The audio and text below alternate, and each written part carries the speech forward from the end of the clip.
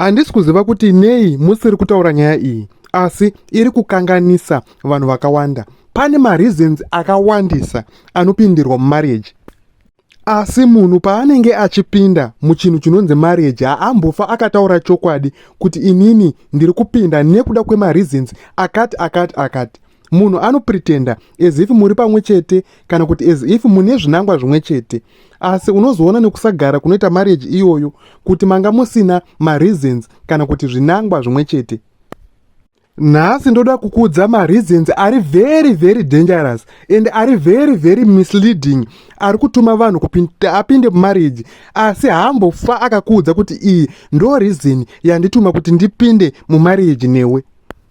Number 1, pane nyaya yetiming yekuti munhu anenge akukakuleta makore ake kuti makore angu nekwaakuenda ndikazowedzera 3 more years ndogona kuzoshaya munhu wekusetla kana kuti wekugara naye. Izvi zvinonyanya kuitika kuvasikana kana kuri kusaidhi revakomana. Vakomana vanowanzokakuleta makore ake achishandisa vana vaachada kuita kuti ndikazosvika makore akati ndisati ndaane mwana zvinoreva kuti ndichachembera ndichiri kungoshandira vana. Saka varume vane pfungwa yekuti ndinofanira kushandira vana, ndofanira kuita vana vekuti ndinovashandira ndichiri nesimba rekuti ndivashandire. Ende zvinhu izvozvo zviri logic ende zvine chokwadi mukati, nekuti tikatarisa pane inini vanhu vandakakura navo vandakadzidza navo vatova nevazukuru, asi inini vana vangu vachiri kusekondari. Saka pane nyaya yetiming panumber 1.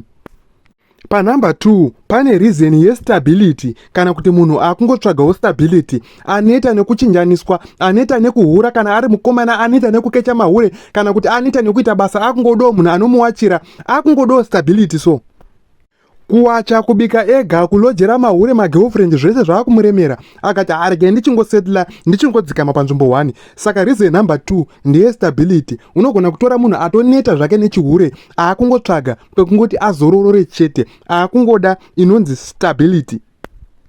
Panumber 3 pane inonzi fear of being alone, munhu anenge achitya kugara ega.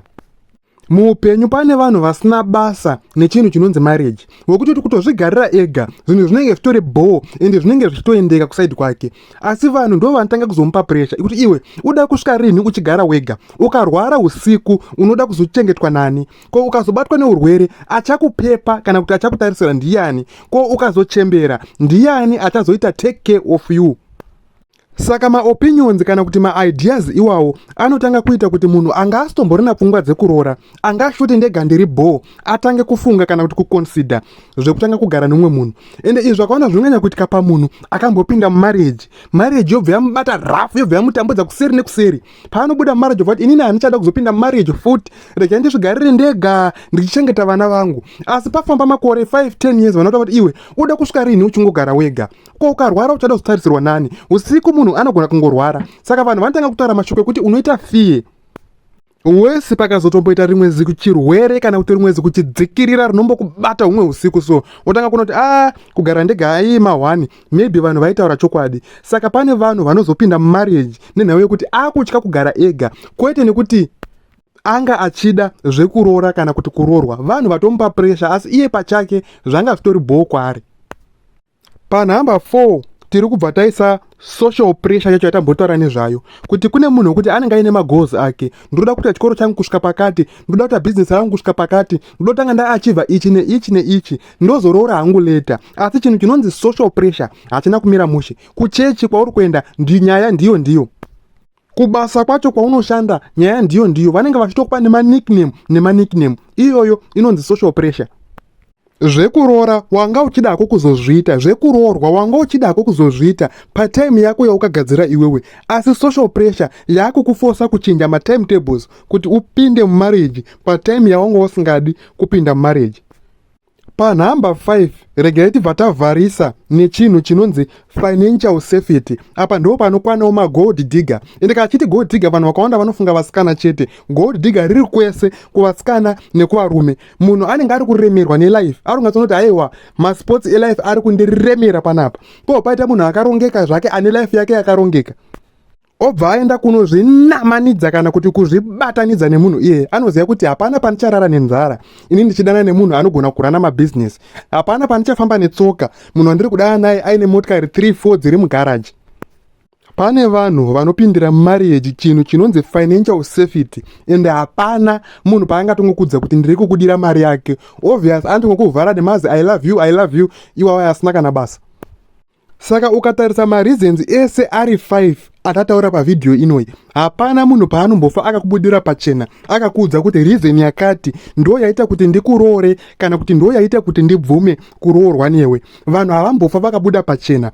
Iwe unenge uchiti kuroora nemunhu mune zvinangwa zvimwe chete, asi iye anenge aine magoals, matarget kana kuti pressure dziri kutomusundawo asi asingakude iwewe. Saka chakanyanya kuipira zvinhu izvi zviri 5 ndechekuti hazvizopi munhu time yekuanalyza kuti aone kuti munhu anoda kugara naye akamira sei, ende zvinoita kuti vanhu vakawanda vagumisire vakuignore mared flag, especially atataura panumber 1 yetiming iyo. Uri kunzi makore ako aenda, heya wakuchembera handiti kona, uchaignore mared flags. Ungoti chero munhu angotaura zvemarriage wakutoti naye maakugara mese ungatonoti aiwa pana patitombopindirani nemunhu uyu, inini naye hatombokenyerani kana ka1. Saka kune vachada kuzopinda mumarriage, make sure munhu wauri kupinda naye haana pressure dziri kumupusha dziri kumashure kwake. Make sure haasi parani. Make sure ari kuda iwewe kwete zvinhu zviri pauri. Ende chekupedzisira, make sure mareasons auinawo ndo mareasons anewo munhu wako wauri kuda kupinda mumarriage naye. Maita basa nekuteerera.